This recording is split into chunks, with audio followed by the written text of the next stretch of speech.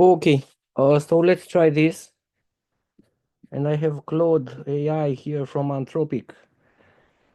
And we're talking about internet architecture protocols and how they apply in technology like Apache Kafka, StoreJ, Aaron, a few things like that.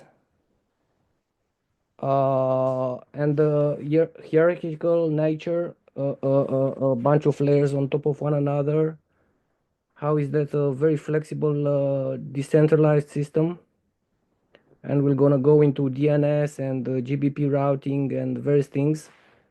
And then later see also in subsequent episode of this series how distributed systems work as well. And hey, how they derive their architecture from internet itself. So internet, as you may know it, means at least a couple of things. So first there is the internet as a network, and that was the first one, and it was appear in the United States in both academic and military contexts, and then it developed from there. And on top of the network stack of protocols that we're gonna discuss,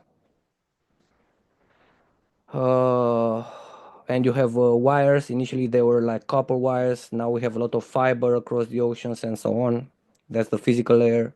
And you have a lot of protocols layered on top of the physical signaling. And then on top of that, and at that level, we'll talk about TCP/IP, UDP/IP.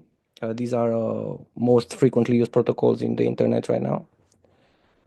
And we might also touch on VPN, on various things.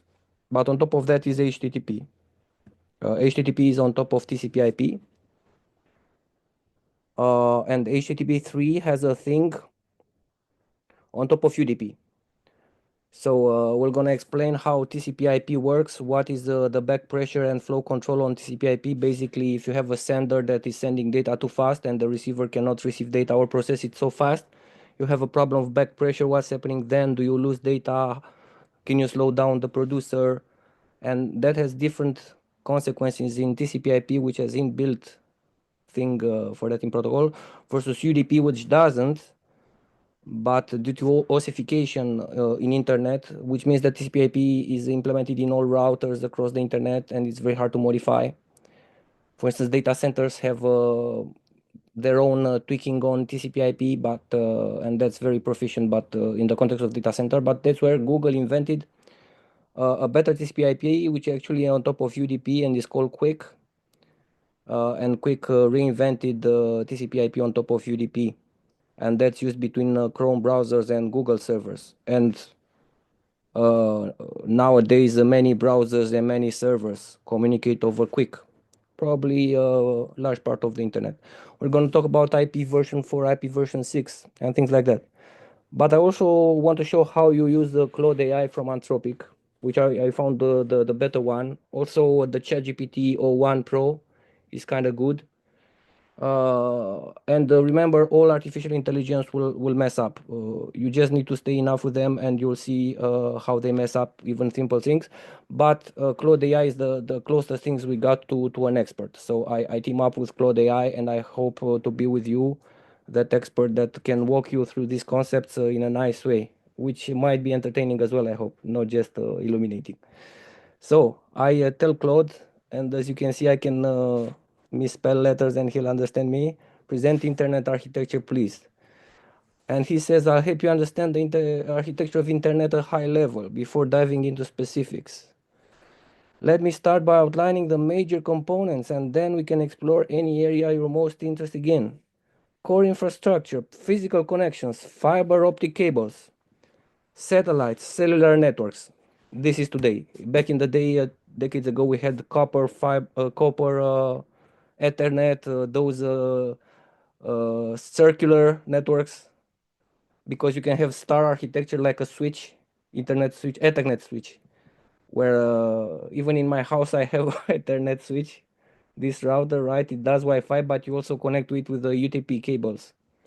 I have two Linux servers, they are plugged in that. I can also plug my laptop Mac in that with an adapter, UBS to Ethernet, and that's a star architecture, right? When if two computers communicate with each other, they don't interrupt my ability to communicate with internet. They are separate channels, and the fabric inside the router is a multi-gigabit, not a single gigabit. So on a single full duplex gigabit, so it's much more evolved than circle architecture, but that was back in the day, copper and circles. So let's core infrastructure, physical connections. Okay, so we know Musk deploys those satellites in orbit, Starlink, right? We see satellites here, that's one way, and we'll discuss how those guys communicate in that mesh. Internet backbones network operated by major carriers. So you have tier 1 networks, tier 2 and tier 3. Tier 3 is, for instance, my ISP HyperOptic is a tier 3 network, has two upstreams, which are tier 2 or tier 1, and has hundreds of peers, which are other tier 2 or 3 networks in those network interexchange hotels, typically in London in this case. And it works pretty good. I have full duplex gigabit. This means that I have simultaneous inbound and outbound gigabit, or ingress egress gigabit, or upload download gigabit at the same time. I'll prove that to you. Across the ocean also, and 5 milliseconds London, 5 milliseconds Berlin. So this, we'll talk about what this creates as an opportunity, and we'll talk about Storj and about a new economy, if you like, beyond the Marxism and the Chomskyism and these kind of things. We very small in very small you have some decentralized networks, but many do staking and all crazy stuff. But this Storj is kind of okay. You put your internet to work for you as a server because you have a lot of egress, upload capability, and so on. But yeah, let's continue. Internet backbone, major carriers, and when we talk about carriers, in the latest decades we had Google, Apple, Microsoft, and so on, even Netflix and so on, conquering the world. So if you look at the oceans and how many fiber is across the oceans belonging to Google versus other cases, you'll see that Google network is bigger than any dedicated carrier in this world, right? So this flips things a little bit, and the same is true of Amazon and so on. They have their own networks in parallel across the ocean. You have huge highways, if you like, under the ground of ocean. So internet exchange points where networks interconnect. So again, you have a lot of buildings in London, New York, where basically buildings dedicated to peering, where all these networks interconnect and exchange traffic. Network addressing and routing, IP addressing system, IPv4, IPv6. We'll talk about this. DNS and reverse DNS, we'll talk about it. BGP routing between networks, we'll talk about it. Access networks, ISP, mobile networks, enterprise networks, home networks, application layer, web servers, and browsers. That's in the context of HTTP and the related protocols. Email systems, that's a protocol. Streaming services, these are protocols. Cloud services. Cloud services are services served over the network. Protocol stack, TCP/IP model, and we'll talk about UDP/IP model, and you notice that /IP is common between them. That's because it's a stack, and IP layer where these IPv4 and v6 are there, that's a common layer, and on top of that is TCP and UDP. And probably IP is not the only possibility at that layer, but it's certainly the most used across the world right now. Data encapsulation, tunneling, and so on. What do you like to explore? That's typical Claude. He asked me how do I want to evolve this discussion. So I said, okay, let's discuss stacks, OC stacks, other stacks. These are models, but also implementations, and they can be a little bit messy. They are not very exact, but okay, let's walk through that. OC model, 7 layers, top to bottom. Application, HTTP, FTP, SMTP. So HTTP, when you browse on internet, on YouTube, that's HTTP mostly, but when we talk HTTP, we're gonna discuss because traditionally it was over TCP/IP, but actually when you talk to Google services in particular, you're not over TCP/IP, you're over UDP/IP. that quick protocol. FTP, an old file upload download type server, that's TCP/IP. SMTP, that's for mail, that's TCP/IP. Underlying presentation, layer 6, data translation, encryption and compression. Session, layer 5, session management between applications, that's a stateful session when you maintain the state between two or more parties that participate in that communication. Imagine like a Slack room. That's a stateful entity that accumulates that data and it's reliably transmitted to all participants. That's a stateful session right there as a concept. Whereas radio doesn't have a session. Radio just transmits it across the world and you just tune to that radio and you listen. There's no session there, no statefulness in that sense. Transport layer 4, end-to-end connection reliability, TCP or UDP. That's when two IP addresses like IPv4, IPv6 are communicating. And I'm going to show what address is, but basically imagine IP version 4 address, something like 1.1.1.1. This address is the DNS Cloudflare.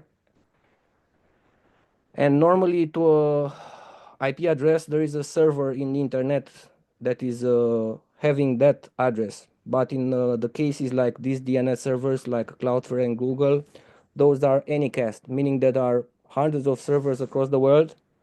And if you ask who is 1.1.1.1 from here, where I am now, I'm going to get London. But if I'm asking from America, I'm going to get New York.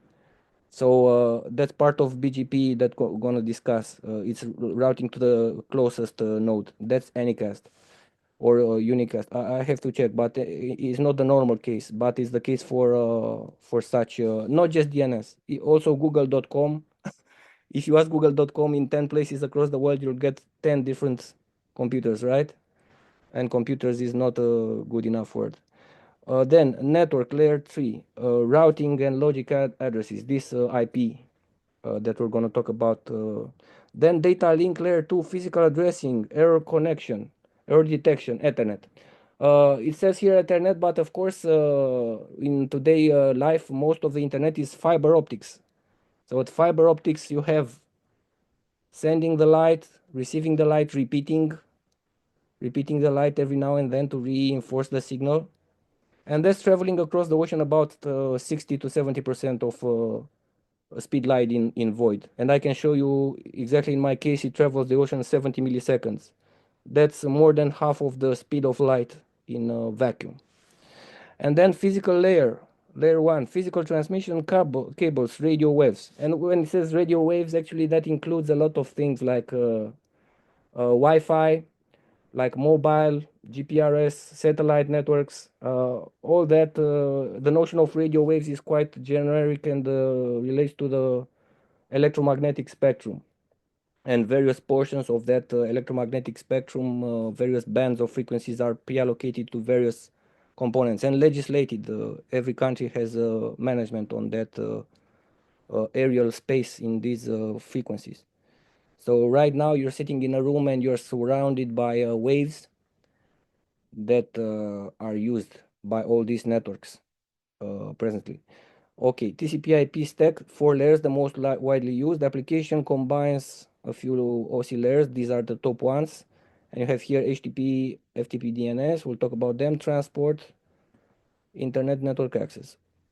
And at the foundational layer, you have Ethernet, Wi-Fi, fiber optics, and so on. Modern implementation.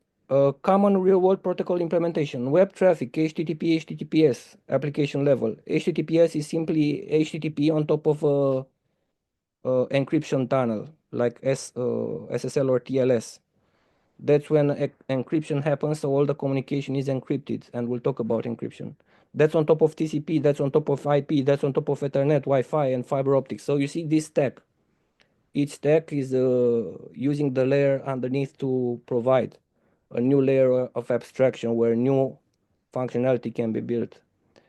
And that functionality includes retransmission of data, idempotency, reordering of packets, and all what means to be a reliable transmission. And do you need reliable transmission? Sometimes yes, sometimes no.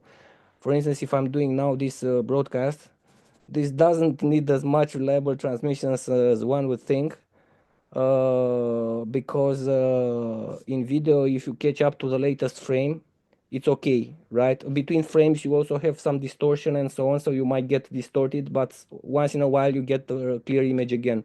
That's because in video transmissions, you can use UDP, you don't need TCP. That's a simplification, and in the real world, if you have a strong network, TCP is just as good. And you don't risk, because UDP is used on kind of lossy networks like Wi-Fi and mobile, when you kind of lose signal quite easily. So it's good if you have a video conference to catch up to the latest and participate in the present moment in that conference without having to review the past, especially if it's real time, like a work meeting or family, friends, and so on, right? Or I don't know. Uh, okay, so streaming media, WebRTC. RTC stands for real time. That's application. That's on top of UDP, what we discussed. That's on top of IP. That's on top of Ethernet, Wi-Fi, or cable, or fiber optics. Alternative models, Internet Protocol Suite, more detailed than TCP/IP, includes sublayers. That's a lot of okay. Also historical, outdated protocols, but that influenced what we have today. Okay, and now I'm asking about storage. So that's an interesting one, but we'll come later to it. This is a protocol when you basically have S3. If you know Amazon S3, that's object storage. So you can access it as a company, as an individual. You can pay for it and store data in the cloud, right? And you also have Google offering you in Gmail, okay, you kind of have some data here. Don't you like 10 terabytes for cheap month? Every month you pay something. That's storage. Microsoft, that's so all the cloud providers will give you storage. But S3 is a protocol created by Amazon, now implemented by a bunch of people and structures around the world. And this StoreJ is one of these implementation of S3. What's interesting about StoreJ is that it's not hosted on a big cloud. It's mostly hosted in people homes. I will run a StoreJ from my home and use my egress. And security-wise, it's first encrypting. It's end-to-end encryption, so data is encrypted on client computers, and then split up in multiple chunks, and using something called the read Solomon erasure. And that has a property that if you lose, let's say, half of that data, you can still recuperate the initial information. It's something designed to be able to lose data and still recover the data quite easily. And that's why they can store this data across the world in people computers across the world. That's secure because it's end-to-end encryption. Nobody could decrypt your data and so on. And it's reliable, even if half of these nodes are not responding. If 1/3 of nodes respond, you get your data back. All right. So many people use it. It's much cheaper than Amazon and Google. It's more reliable, more secure. But what's interesting me here will be the protocol aspect of it. So we'll discuss all that, and it's on top of Quick, which is on top of UDP. And this still means it's as reliable as TCP/IP. I'll explain why that's the case. Even though TCP/IP has a stateful connection, meaning it's connecting two IP addresses in a session where you send packets from one another, bidirectional. You can have packets flowing both ways. And if there is a packet loss, you get retransmission, you get reordering of packets, so that the imagine you send a file over FTP, and the other side starts getting data but not in the same order, but TCP/IP will reorder it and so on. That same happens over UDP by these protocols on top of UDP that basically implement the same functionality but a bit better, because there has been experience in TCP/IP until they did that stuff on UDP. So all that experience is in that protocol, and that protocol is implemented in user space. What does it mean, user space? So you have operating systems like Linux, Unix, Windows, Mac OS, And TCP/IP and UDP are implemented in the kernel of these operating systems, as well as in the kernel of the operating systems running on routers. You have a router in home giving you Wi-Fi. That's running an operating system. That's a kernel that has TCP/IP and UDP running in it. But on top of UDP, you have all these protocols, and these don't run in those kernels. Those run in programs that implement them. So if you download the software from internet, that can use UDP and implement its own protocol on top of it. That's how Quick works. For instance, Quick is implemented in the Chrome browser. Chrome browser is an application that works on top of UDP with its own protocol. That's quite amazing stuff. All right. I'll skip a bit with storage here, and I'll take to Apache Kafka, and I won't go into Kafka architecture in this video, but basically Kafka uses TCP/IP, which is normal. That's using the data center, so we'll use the data center version of TCP/IP that provides a lot of benefits here, like back pressure and retries, a lot of things. And then Aeron. Aeron is interesting things, is for high frequency, for instance, in high frequency trading in stock exchanges. Aeron is quite different from Kafka. It's designed for ultra low latency messaging and focuses on different parts. Protocol and transport, built directly on UDP. Custom reliable UDP implementation. Zero copy operations were possible. We'll explain what this is. Also, Kafka has a zero copy. Log free and wait free algorithms. Uses native memory instead of Java heap. It avoids garbage collection pauses and overhead. Key feature, reliable message delivery over unreliable UDP. Sub microsecond latency. So when we talk microsecond, let's see here. So we have second, millisecond, microsecond, nanosecond, and picoseconds. So sub microsecond latency, and when you talk about latency, you have average latency, which is very close to median latency, and then you have percentiles of latencies. So I'm going to show you if I use a program that creates a lot of requests to the same server. Let's say the server is Google. Some of those latencies will be 5 milliseconds, which is my latency to London, and most of them will be like that. But a small fraction of that, and I'll explain why it's a fraction and how does it happen. Small fraction will be 10 milliseconds, 20 milliseconds, 200 milliseconds, 2 seconds, 20 seconds, 200 seconds. You'll have such. If you run sufficient number of requests, you'll get all latencies in the world. As long as they don't time out, because usually clients and server will have timeout. But I'll explain what that happens, and it's very interesting. So when you talk latency, there is no such thing as latency. You have a latency spectrum. It's like a distribution. And the people study what kind of distribution it is, because you can have a Gaussian normal distribution. That's not the one here. You can have a log normal distribution. That's not here. You have hyper inverse log. That's not here. So you have dozens of distributions, and none of them is here. This is a very sophisticated distribution that people debate what distribution is this. All right. So, but it's a long tail. It's a long tail, meaning that it's exponential. It grows very rapidly in those percentiles. Like one request in a million would be 20 milliseconds. One in 10 million will be 20 milliseconds. One in 100 million will be 200 milliseconds. And so that's a very simplified example of its nature. Okay. And that's where in real time, just in general, systems you'll have retries. What is retries? And you often do retries in browser because it's loading not good and you retry it, but most of time the browser itself will do retry under the hood, or your application will do retry under the hood exactly in those scenarios. Okay. So that's Aeron, and that's pretty cool stuff.